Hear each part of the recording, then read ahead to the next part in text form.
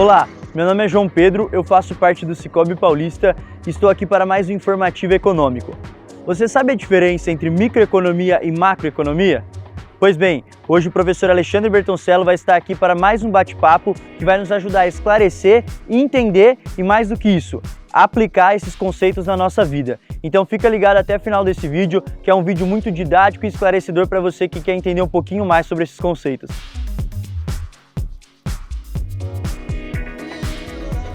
Fala pessoal, estamos começando mais um Informativo Econômico Sicoob Paulista e mais uma vez estamos tendo o prazer de receber aqui o professor Bertoncello. Professor, tudo bem com você? Tudo bom, João? Como é que você tá? Tudo bem? Tudo certo. Animado aí para a gente esclarecer mais algumas dúvidas em relação à economia? Exatamente, essa é a ideia, é tirar o economês de lado e colocar tudo em português para as pessoas entenderem melhor essa história. É isso aí, professor. A gente vai tratar de um tema aí que é sobre ciência, mas não é uma ciência, infelizmente, que vai ajudar a gente a fazer uma poção mágica aqui para ganhar dinheiro a mais, né?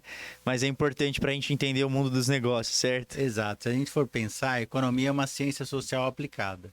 E a gente, apesar de ser um tema aparentemente árido, difícil, cheio de nomes específicos, vamos tentar aqui dar exemplos fáceis para a gente conseguir entender como faz para que uma empresa ganhe dinheiro. Para isso, ela tem que entender de microeconomia e entender de mercado. Professor, partindo desse princípio da microeconomia, já é bom deixar claro essa questão do que significa, né? Porque às vezes eu mesmo, até antes de estudar o tema, relacionava a microeconomia em questão de pequenas empresas, coisas do tipo, e na verdade não tem nada a ver com isso, né, professor? Não, nada a ver. Na verdade, a economia ela é tratada como macroeconomia e microeconomia. Macro são os dados de um país, de um estado, e microeconomia, na verdade, é uma empresa. O exemplo que eu gosto de dar é assim: macroeconomia é a floresta. Você observa se a floresta está indo bem ou não, mas sempre por cima. Microeconomia é a árvore. É a gente entender se aquela árvore está saudável, se ela vai crescer, se ela vai dar bons frutos.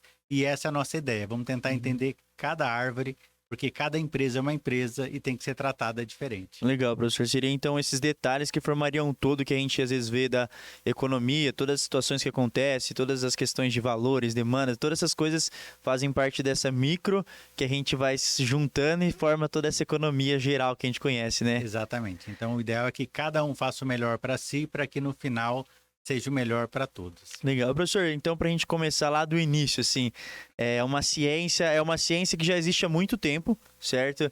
E quando especificamente assim a gente pode dizer que ela começou lá atrás mesmo com as pessoas fazendo contas básicas, como que é isso?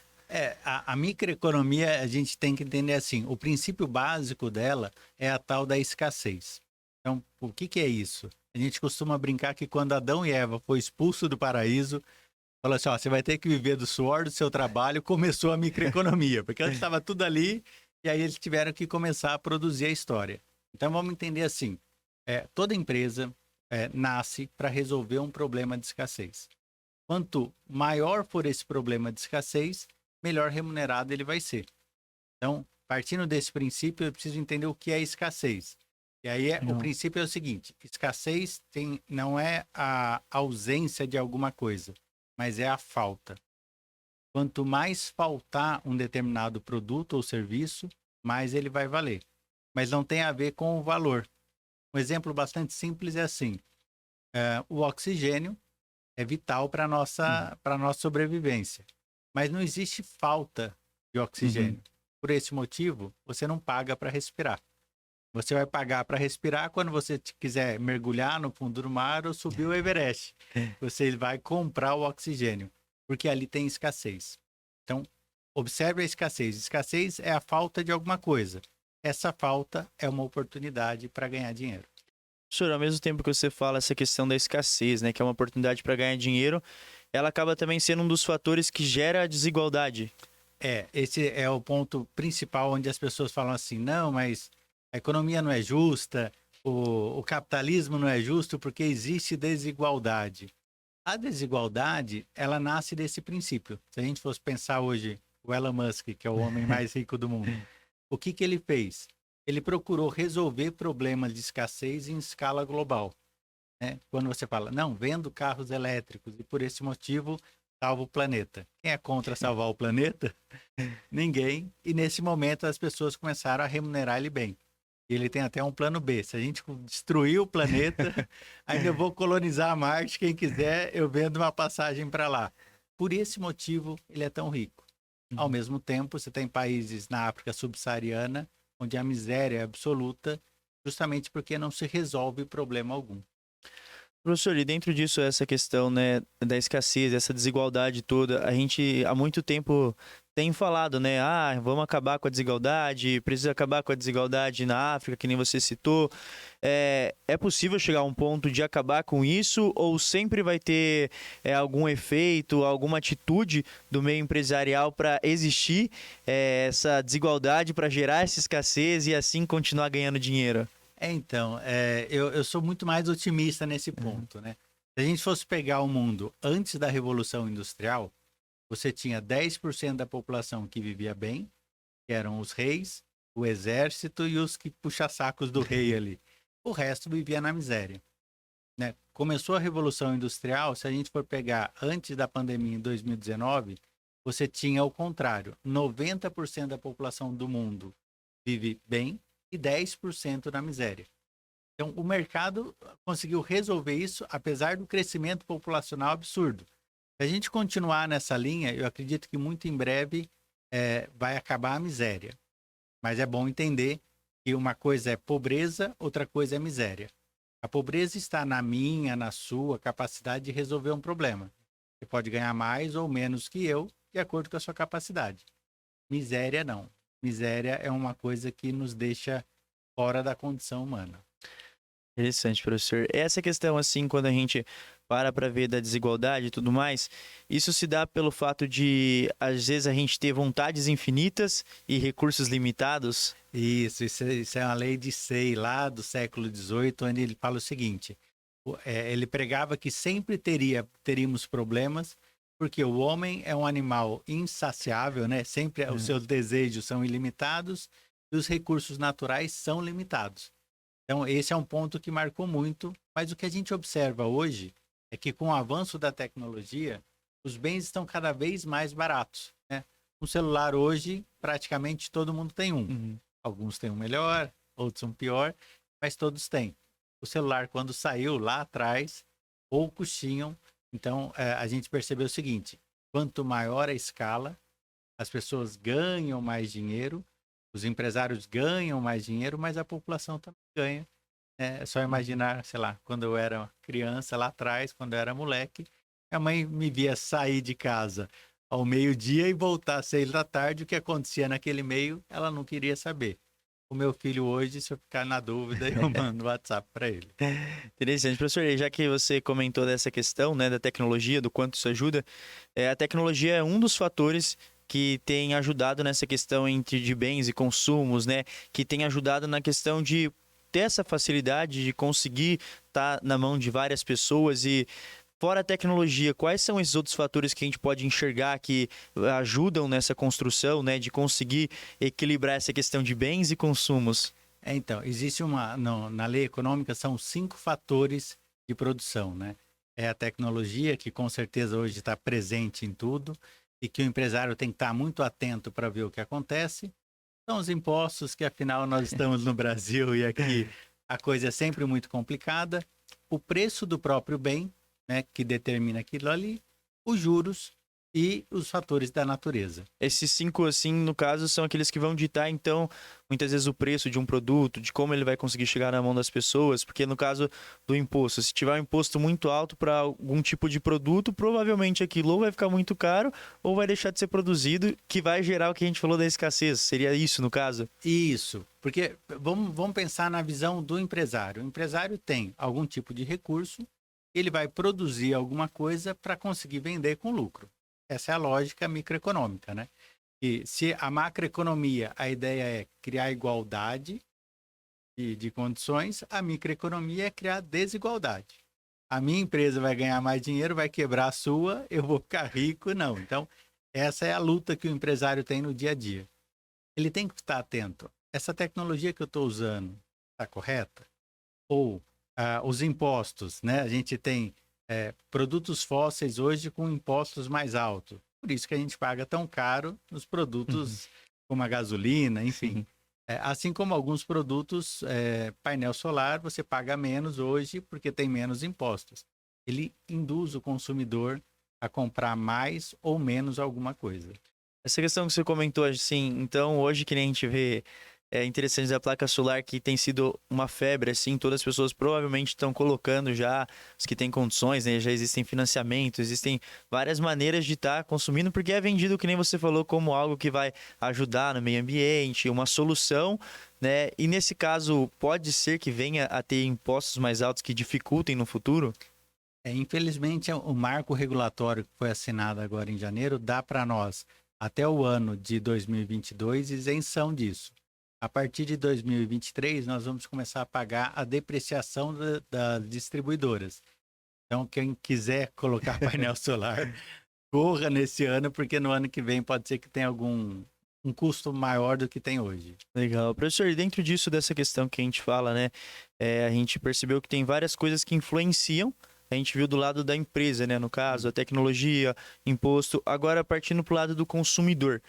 O que vai influenciar ele nessa compra dos bens? O que vai ser as coisas que mais influenciam em ele adquirir algo, assim? O que muda nessa cabeça do consumidor? Porque, querendo ou não, a microeconomia envolve isso também, né? A relação entre compra e venda, como que o consumidor enxerga aquilo e como ele age diante daquilo. Sim, é o que a gente chama de comportamento do consumo, né? O que é o consumo? O consumo nada mais é do que você tem uma determinada vontade ou necessidade que vai, de alguma maneira, ser suprida por uma compra. O que você compra? O que o nosso cérebro pensa na hora de comprar? Eu tenho... fácil. Eu tenho um produto para vender, João, R$ 100. Você quer ou não? Qual seria a sua reação nesse sentido? Depende do produto, né? Essa é a primeira dúvida que vem. Se eu falar para você que R$ 100 é um chinelo, você provavelmente vai falar que não. Se eu falar que é uma TV de plasma 44 polegadas, mesmo que você não tenha os R$ 100, você vai arranjar um jeito, porque é o nosso valor percebido. Então, essa questão do valor percebido, você tem que entender assim, eu preciso valorizar, agregar valor ao produto, para que o consumidor fale o seguinte: os R$ 100 no meu bolso vale menos do que aquilo que eu quero comprar. Quando eu faço isso, mesmo que eu engane o meu consumidor, ele vai trocar e eu vou conseguir lucrar. Então, eu acho que o principal objetivo do empresário é conseguir agregar valor. E aí, agregar valor, eu entro em briga com o pessoal do marketing, né? Tô aqui rodeado. Mas nosso produtor vai entrar na briga aqui também. o Brunão vai brigar com a gente. Mas não é apenas valorizar, colocar mais caro, mas muitas vezes é conseguir baixar o custo. Porque o valor agregado é a nossa diferença entre o custo operacional e o valor da venda. Então, se eu compro um produto por 10, tem um custo de 10 e eu vendo por 20, eu estou ganhando R$ 10. Mas se eu vendo ele por 18 e conseguir comprar por 5, eu vou ganhar mais, apesar de vender mais barato. Então, o conselho que eu dou para todo empresário é o seguinte: observem seus custos fixos todos os dias. A regra de ouro é assim: custo fixo é como unha, tem que ser cortado toda semana. Você olhou, conseguiu cortar, você está conseguindo administrar bem o seu empreendimento. Isso faz sentido, né, professor? Porque quando a gente olha assim, você for ver um empresário, às vezes, que vende algum doce, alguma coisa do tipo, é uma coisa que sempre vai estar em variação de valores e nunca vai dar para ele sempre estar colocando isso no valor do produto dele. Então ele vai ter que ver ali onde que ele consegue tirar para conseguir manter, às vezes, o mesmo produto num valor, às vezes, mais próximo possível que ele vendia, para não mudar muito, senão as pessoas também acabam não comprando, né? Isso, e quando ele observa isso, ele não está necessariamente cortando na carne, mas ele está conseguindo resolver o problema seu de custo. Quer ver um outro exemplo muito fácil, né, que a gente conhece bem? Taxas de banco. Né? O que é a taxa do banco? Quem tem uma empresa sabe como funciona. Todo mês o banco vai lá e cobra de você um determinado valor. Então, vamos imaginar que tivesse um banco desses comerciais que cobra R$ 100. E a gente tem aqui o Sicoob que cobra R$ 50. Isso significa que É mais ou menos assim, como se você, empresário, pegasse R$ 50 todo mês Que isso? Eu não. e Que cortasse isso? R$ 50 e jogasse fora.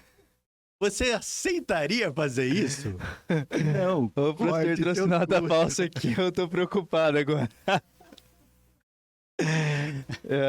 E o pessoal da vida mesmo pela. Essa foi a melhor explicação que eu já vi, professor. Eu nunca vi algo tão rasgue ilustrativo. dinheiro, nunca. Cuide É. dos seus custos fixos. Se pegou minha cara aí, vai ver que eu fiquei assustado, viu, professor? Acho que agora o pessoal que tá assistindo a gente deu pra entender de uma maneira bem clara, né, professor? Exatamente. Cuide dos seus custos fixos e não rasgue dinheiro. Professor. Respira, vamos lá, João. Mas partindo desse princípio assim que a gente tá falando, dessa questão, né, de bens, acho que entra também a questão do não só do valor, mas da quantidade que você consegue vender, colocando aquele valor também, né? Exato. Porque também acho que vai existir essa diferenciação, que às vezes a gente bota um preço X, ganha muito de lucro, mas vende pouco. Às vezes coloca um lucro menor, mas o tanto que vende acaba que no final acaba saindo melhor. Então isso também é uma coisa que tem que ser analisada na hora de precificar, né? Tem, e que na verdade as empresas fazem isso muito pouco, que é entender não só o comportamento do consumidor, mas entender também dois fatores. Um que a gente chama de elasticidade e o outro que a gente chama de paradoxo de Giffen. Que são coisas aparentemente que só se estuda na faculdade, mas se vive no dia a dia. E vamos já entrar nesse assunto aí, já que você tocou já, professor.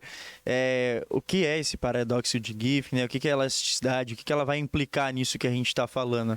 Vamos lá. O primeiro passo, paradoxo de Giffen, já parece um nome complicado, é que Giffen foi quem elaborou o processo, e o paradoxo é algo que não se contradiz. Aliás, que se contradiz. A lógica da demanda é assim, um produto caro vende pouco, um produto barato vende muito. Giffen, ele foi fazer esse trabalho na Irlanda a respeito de batatas e a lógica foi assim, ele fazia a produção de batata naquela determinada safra, quando saía pouca batata, o preço da batata subia, se vendia menos e infelizmente ele registrava o maior número de mortes, né, no inverno por fome, principalmente de crianças. Quando tinha uma safra boa, se vendia mais barato e por isso, no inverno, morria menos pessoas de fome. Aí o feliz da vida voltou para Londres falando, olha, tá tudo funcionando, a curva da demanda funciona. Pouco depois, a Irlanda se tornou independente, parou de pagar impostos para a Inglaterra e mudou o contexto social lá. Aí o que aconteceu? No dia que se produzia menos batata, morria a mesma quantidade de pessoas. E no dia que se produzia mais batata, não se vendia mais batata. E aí falou, ferrou. Tudo que a gente entende de economia, o negócio não está funcionando. E aí se identificou o paradoxo de Giffen, que era mais ou menos assim. A pessoa que tinha pouco dinheiro e que a vida toda sempre comeu batata, quando começa a ganhar um pouquinho mais de dinheiro, qual é a primeira coisa que ela faz? Vai para outra coisa na hora. Para de comer batata. Então, vai comer leite, sei lá, comer queijo, tomar leite, Isso aí, comer professor, carne. é a mesma questão que às vezes a gente vê aqui no Brasil, acho que é do ovo e da carne, né? Que às vezes a gente come ovo, mas aí bastou aumentar um pouco o ganho que a pessoa tem, aí já larga o ovo e vai pra carne. Seria mais ou menos isso, de uma maneira. A palavra-chave é o seguinte, muda a renda, muda os hábitos. Então, quando melhora, o que acontece? Eu saí do ovo, vou fazer um churrasquinho no final de semana. E também a verdade é inversa, né? Quando veio a crise, lá no começo da pandemia, os preços de que disparou? Arroz e feijão. Por quê? As pessoas se sentiram ameaçadas, voltaram para os consumos que Giffen chamava de inferiores, e aí o preço, na época que mais precisa, o preço de bens inferiores, que é arroz, feijão, aqueles produtos básicos, é o que mais sobe. E aí é o tal do paradoxo. E por que a gente está aprendendo tudo isso? É o seguinte, ó, empresário, quer ganhar dinheiro? Na época que está em crise, coloque seu produto com bens inferiores. Na hora que a coisa está boa, muda o seu portfólio e venda bens saciados, que são bens que saciam pelo prazer da compra. E aí você pode ganhar dinheiro na crise ou pode ganhar dinheiro quando não está em crise. E o consumidor só perde. Então Tô parece brincando. injusto, né? Mas é mais ou menos isso. Uhum. Se você fala assim, na época que tem crise, o arroz em 2020 rendeu mais do que dólar, mais do que CDB, mais do que qualquer coisa. Por quê? Foi no momento que a população Mas mais estava precisou. consumindo. Maior o consumo, maior o preço. Então, aquele produtor de arroz mais conseguiu ganhar dinheiro foi naquele momento. Assim como quando a renda aumentou um pouquinho, com os auxílios emergenciais que Sim. tiveram, produto de material de construção disparou. Por que disparou? Todo mundo que ficou em casa começou a fazer uma reforminha. Todo mundo fez isso, aumentou a demanda, ganhou-se mais dinheiro e o preço subiu. O consumidor é meio bobinho, né? Ele segue o fluxo. Você tem que estar do lado contrário, vendendo o que ele quer. É que geralmente é difícil a gente sair desse fluxo, né, professor? A gente conseguir. Acho que é até por isso que a gente tem essas conversas aqui, porque eu mesmo não. É difícil eu ter esse olhar de conseguir enxergar e falar, não, vou aqui do lado ao contrário, porque isso aqui tá errado. Então acho que a maioria das pessoas também enxerga dessa maneira, né? Ainda mais com noticiários. Não, porque você tem que guardar dinheiro, você tem que comprar o essencial. E aí, que nem você fala, o essencial nessa hora acaba sendo mais caro, porque é o que os empresários percebem que as pessoas estão comprando. O preço é a coisa mais mágica que existe, né? Se ele for livre, você vai fazer assim, toda vez que o preço sobe, mais pessoas vão querer produzir aquilo, tendencialmente ele tende a baixar. Mas toda vez que alguém vai querer comprar aquilo ali, 1, 2, 10, 1 milhão de pessoas, ele vai subir, porque ele é escasso, e aí você vai ter que fazer esse equilíbrio ali entre Aí que entra a oferta e questão do demanda. oferta e demanda. Exatamente, essa é a famosa oferta e demanda, que é quebrada só por um outro fator, que é o que a gente falou da tal elasticidade. E o que seria, professor, essa questão da elasticidade, assim? É parecido com o do Giffen ou ele veio para contrapor do Giffen? Não, é mais ou menos assim. O comportamento do consumidor a gente já viu. Eu troco aquilo ali, minha nota de R$100, porque eu acho que aquilo vale mais que R$100. Eu acho que eu estou levando vantagem. Giffen falou que o comportamento do consumo depende da renda. O que é vantagem para mim quando eu estou quebrado, o que é vantagem para mim quando eu estou bem.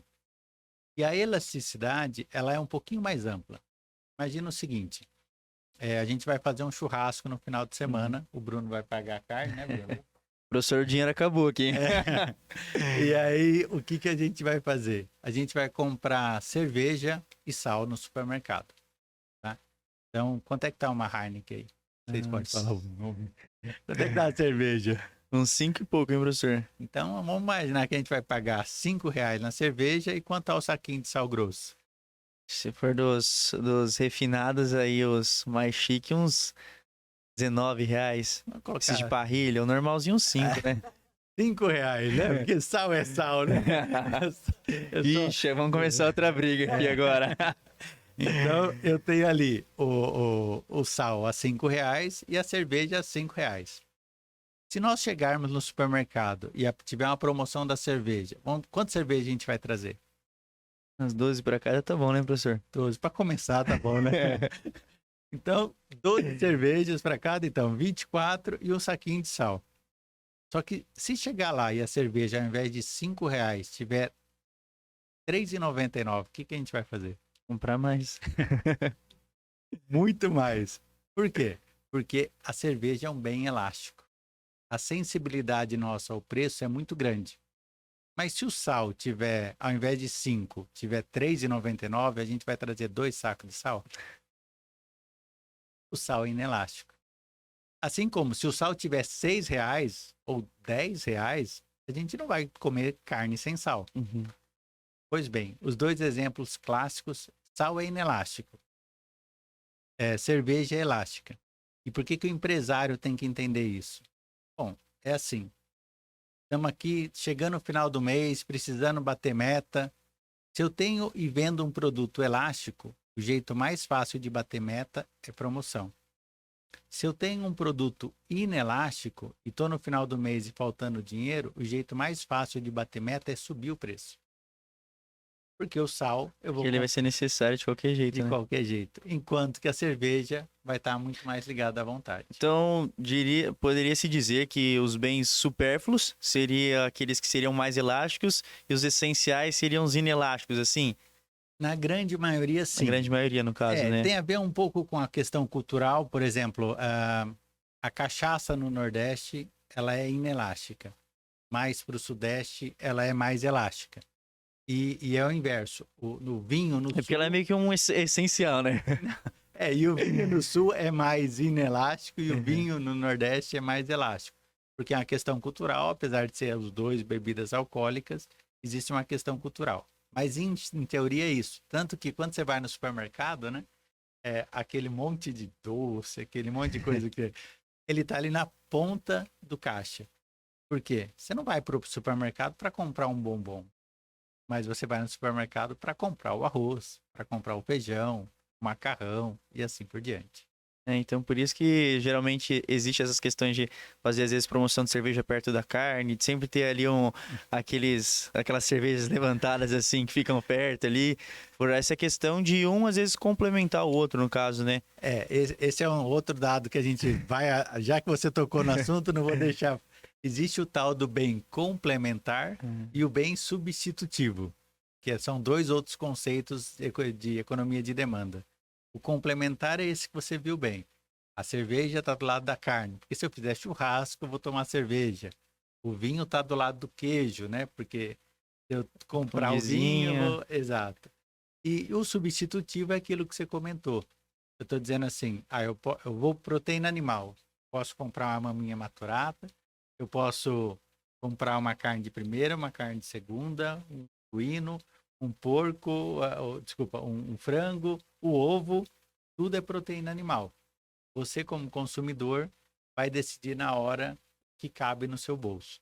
Então, em teoria, aquela pessoa que produz o gado, né, que vende a carne bovina, é concorrente de quem vende carne de aves. E o consumidor vai decidir. Como você vai no posto, você olha lá, etanol e gasolina. Na verdade, o seu objetivo é ir e vir. Tanto faz se você vai pôr álcool ou gasolina. Você vai pôr o que for melhor para o seu bolso.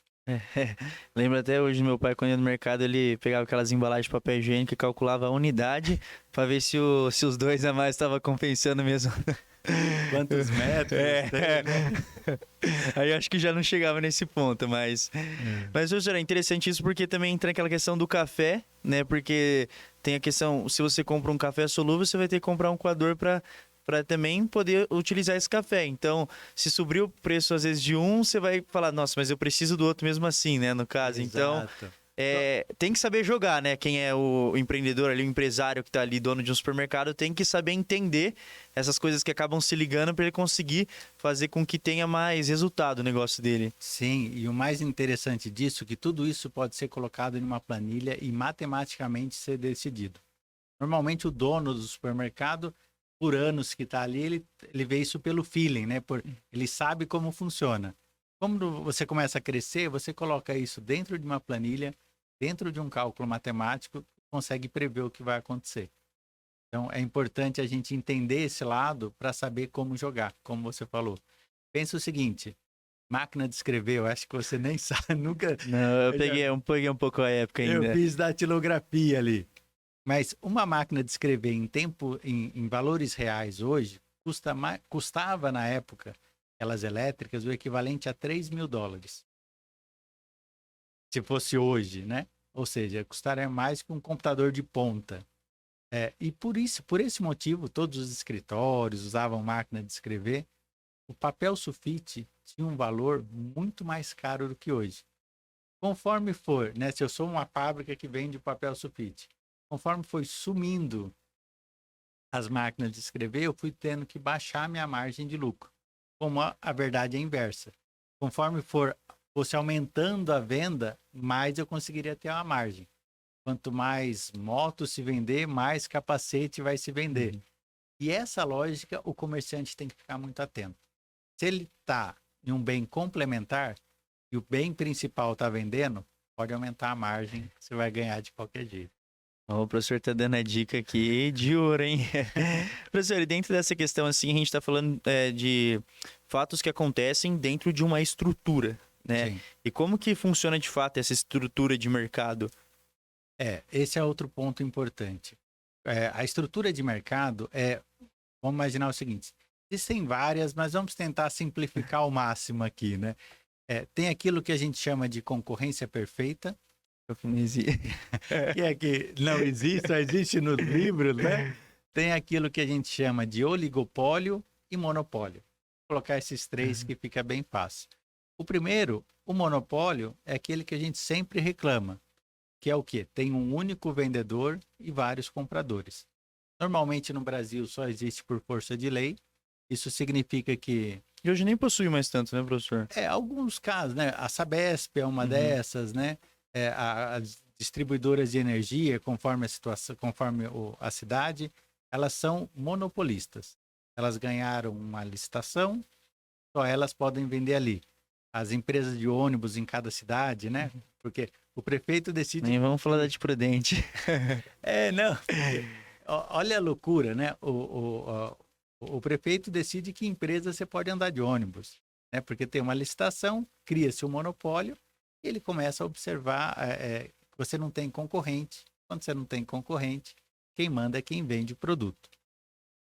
Esse talvez é o maior mal da economia, seriam os monopólios. O outro é o oligopólio. Oligopólio é assim, normalmente você tem uma empresa líder, que já determina lá uma margem de lucro, e a partir daí você tem outras que a seguem, mas normalmente você tem poucas empresas vendendo e muitos compradores. O líder manda, os outros seguem e a gente paga a conta. Né? Sei lá, o exemplo mais simples seria geladeiras. Todo mundo em casa tem uma geladeira. Mas quem vende geladeira ganha? Não, é o fabricante mesmo, porque tem menos de 5 empresas que vendem geladeira no Brasil. Tem algumas importadas, mas que se fabrica aqui, menos de 5. Aí eu estou dizendo, se todo mundo em casa tem pelo menos uma geladeira, são mais de 200 milhões de geladeiras, e só 5 fabricantes, quem que manda nesse preço, né? Fazem a festa. Professor, só um detalhe que você comentou do monopólio, você falou essa questão da prefeitura escolher, né? O que acaba sendo vantajoso, assim, para a prefeitura, tipo, decidir por esse monopólio, ao invés de deixar, tipo, essa livre concorrência de ter mais de uma empresa, de ter pessoas veiculando? É uma questão de segurança, de saber que alguém está fazendo ali? Como que funciona isso? Porque qual é a vantagem no caso, né? Porque se a gente for olhar com o nosso olhar de consumidor que vai estar usando, utilizando o serviço, acaba sendo meio desvantajoso, porque a gente fica meio de mãos atadas àquela empresa que está ali, porque eles vão acabar decidindo o que fazer, quanto cobrar. Eu tenho uma visão muito libertária nessa coisa, eu vou até... Para mim não deveria ter nem licitação, eu acho que a prefeitura deveria colocar as avenidas, as linhas onde pode o transporte coletivo, vai quem quer. Mas existe uma conotação social, que aí tem a história né, vamos dizer assim, do costume social, e que aqui no Brasil todo mundo é contra o monopólio, mas todo mundo quer pagar meio na hora de... O estudante quer não pagar o ônibus, mas ele é contra o monopólio, né? O velhinho quer andar de ônibus de graça. Então, a lógica, o único sentido de haver um monopólio é que com isso a prefeitura consegue beneficiar alguém e alguém pagar essa conta. E a gente entra na casa da escassez lá, que um se beneficia e outro não. E outro não. Então, se eu tenho o estudante que não paga a passagem, quem não é estudante paga por ele e pelo estudante. Eu tenho maior de 65 anos que não pagam passagem, quem é menor de 65 anos deve pagar. Então, esse é o único justificativa. Se a sociedade concordar com isso, tá tudo bem. Agora, algum tempo atrás, se 2 pessoas se juntassem, era mais fácil ir de aplicativo do que de ônibus, que era o mesmo preço. E aí, quanto menos pessoas usarem, aquelas que pagam, menos pessoas usarem o transporte coletivo, a empresa vai lá na prefeitura e vai falar, tô tendo prejuízo, aumenta o preço, e aí vira uma bola de neve ali. E, professor, essa questão que você comentou, né, do monopólio, você comentou do outro que é o oligopólio, né? E aí teve a perfeita que não é perfeita. Isso. Concorrência perfeita é assim, você tem supostamente um equilíbrio entre compradores e vendedores. O exemplo mais simples que a gente pode dar é uma coxinha. Quanto custa uma coxinha hoje, mais ou menos? Uns 4, 5, assim, né? 5. A gente tá usando R$ 5 para tudo hoje. Eu vou imaginar uma coxinha a R$ 5. E por que que a maioria das pessoas que nos ouviu também falou, 5? É porque é um preço chamado natural, onde todo mundo que faz coxinha não consegue vender muito mais caro do que isso, e ninguém que compra coxinha pagaria mais do que isso. Qual é o ponto ali? É o lucro suficiente para a pessoa conseguir se manter naquele negócio, e quem compra, ele vai pensar assim, coxinha 5, almoço 10. Ah, tô sem grana, vou na coxinha. Concorrência perfeita, onde eu tenho vários compradores, vários vendedores e ninguém manda no preço. É o preço mais natural possível. E o ponto ruim para o empresário se você está em um mercado de concorrência perfeita, esqueça, você nunca vai enriquecer. Porque o mercado normaliza pelo menor lucro possível. E como ninguém consegue fazer tanta coxinha, e se ele parar de fazer vai ter escassez de coxinha, ou ninguém consegue comer tanta coxinha em um dia, e se ele parar de comer vai mudar o preço, você tem sempre um preço natural com um lucro mínimo, onde todos que estão ali estão mais ou menos satisfeitos. O problema é que não é exatamente como os livros falam, né? Sempre tem uma distorçãozinha. Nessa questão, então, o que teria que ser feito ali é ou agregar valor ao produto, que aí entra naquelas questões que a gente vê, aqueles lugares que são um pouquinho mais refinados, que uma mesma coxinha vai custar 15, 20 reais, né, que tem essa questão, ou partir para um outro tipo de produto que no caso seria algo que, vamos supor, que nem o Elon Musk está fazendo, assim, que é mais exclusivo, como que chama, na verdade, esse caso de esses setores que produzem coisas mais exclusivas, assim? Então, é o que a gente chama de concorrência perfeita monopolista. Já começou a complicar, né? Mas vamos tentar simplificar. Você, de alguma maneira, cria algum valor agregado, né? E o valor agregado, lembrando, né? Não é necessariamente subir o preço, mas aumentar a diferença entre o custo e o valor de venda. Então, quando eu faço, nem sei se existe mais um bar de coxinha gourmet, o que eu estaria fazendo? Usando alguns produtos a mais, ao invés de vender a 5, vender ela a 15. E se o consumidor, todos começassem a aderir a esse tipo de coxinha, o que as outras pessoas iriam fazer? Ah, vou copiar porque não tem barreira de entrada. Sim. Aí teríamos em cada esquina uma coxinha gourmet. O que ia acontecer com o preço? Cair de novo. É igual açaí aqui, né? Que a gente vê assim, abriu um, e agora se for ver, acho que a cada esquina assim você consegue tomar um açaí.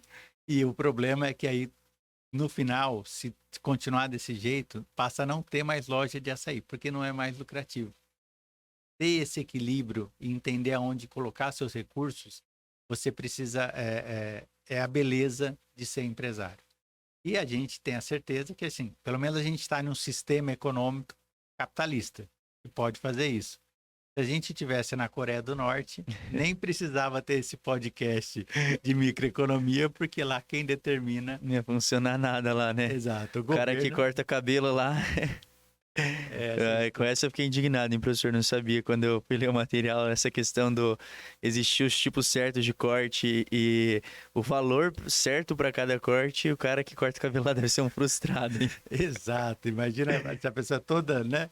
Ela consegue, toda criativa, ela não consegue ser na Coreia do Norte, porque lá você determina, o governo, olha a loucura, né? O governo não só determina o preço, mas como cortar e como é que você... Porque é o domínio total da microeconomia. Isso é uma forma do governo tentar o quê? Controlar a escassez? Qual o motivo ele entra nessa parte, assim, de regular esses valores? Do ponto de vista teórico, você fala assim, ó, países socialistas resolvem um problema de escassez de uma maneira igualitária.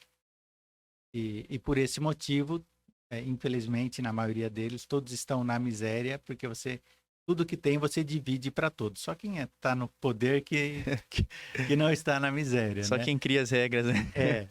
Aí, países capitalistas resolvem o problema da escassez de uma maneira desigual. Por esse motivo, você vai ter cafezinho pingado de 1,50 no bar e você vai ter o café latte lá na determinada cafeteria e pagar R$ 30. Mas no final é leite, café, mas você trata de uma maneira desigual. Por quê? Lembra o valor percebido? Algumas pessoas só querem a cafeína, outras querem ser vistas. Querem experiência. Exato. Então, essa é a magia do capitalismo. Por isso que até hoje a gente tem, sei lá, a Fusquinha andando e eu tenho Ferrari andando no mesmo país. Porque o objetivo é locomoção. Mas é lógico que se locomover numa Ferrari deve ser muito melhor do que num Fusquinha. Só para quem é os amantes do Fusca que não. Acho que para eles o Fusca Tô manjando briga com todo mundo hoje, né, professor? Professor, na questão de quando quando se fala, né, de empresas que elas possuem, elas criam um produto, aí elas vão possuir, me fugiu a palavra agora, a patente. Nesse caso, essas empresas se encaixam em qual desses? Então, por algum motivo, por algum tempo, né, no tempo que vale a patente, ela tem um monopólio. Mas esse é um monopólio fruto de um trabalho da empresa, né? Então, determinada empresa resolveu, tinha uma determinada patente, normalmente vale ali por 15 anos, e ela pode explorar o mercado de uma maneira única. Acabou aquilo ali, cai a patente, e aí você passa a ter concorrente. Legal. Professor, então para a gente ir encerrando aí, como de costume, para a gente fazer um apanhado geral de tudo que foi conversado, tudo foi falado, acho que essa conversa é muito importante para todo mundo, mas principalmente acho para quem tem empresas, que nem você comentou, de dicas super importantes. Para finalizar essas dicas, qual que é o mais importante, o essencial, que assim, a pessoa não pode deixar de observar na hora de ter uma empresa, na hora de vender um produto? Eu acho que assim, o ponto principal da microeconomia é olhe para dentro da sua empresa. Se a gente tiver 2 minutos, tem uma piadinha antiga, ótima, que era assim, o empresário estava quase falindo, aí ele foi lá numa curandeira, e a curandeira colocou um colar para ele colocar no pescoço e falou que ele tinha que dar a volta na empresa 9 vezes por dia. Aí passou um mês, e aí como é que foi? Tá melhorando. Aí pensou lá na mandinga, passou 2 meses, passou 3 meses. Em 5 meses a empresa, rodando 9 vezes por dia na empresa com aquele bendito colar, ela falou assim, e agora, como é que tá a empresa? Não, graças a Deus voltou. O que você colocou nesse colar? Ela falou, nada. É o seu olhar na empresa, rodando 9 vezes por dia, resolvendo os problemas que te tirou do buraco. Então, vamos olhar para a empresa e tentar entender como resolver os pequenos problemas. Microeconomia é tratar de pequenos problemas todos os dias. Legal, professor. Acho que é bem importante isso, porque é aquela história que é muito antiga, a gente de pouco em pouco a galinha enche o papo. Então é dos pequenos em pequenos detalhes que vai fazer o final ali de uma empresa, de ver aquele balanço geral no final, de estar funcionando. Vai ser a partir desse olhar para os detalhes mesmo, de como está sendo feito, né? Exatamente. Esse é o ponto. Vamos nos detalhes. Quanto mais observar os detalhes, melhor vai ser para a empresa. Legal, professor Bertoncello. Muito obrigado mais uma vez por ter dado esse tempo aqui para a gente, até hoje de uma maneira exclusiva, até com dinheiro, né, Bruno? Mas obrigado mesmo, professor. É muito esclarecedor poder ouvir isso. Acho que é uma maneira nova de conseguir enxergar como o mundo funciona.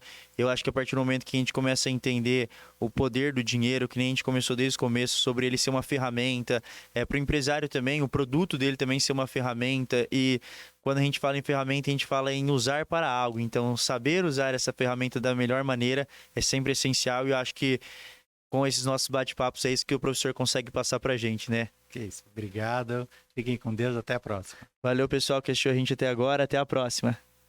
Por hoje é isso, e você que gostou desse nosso vídeo pode também acessar o nosso blog Informativo Econômico Cicobi Paulista, onde vai ter esse e outros conteúdos.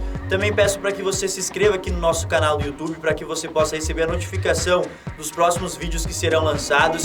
E obrigado por ter ficado até o final. Até a próxima!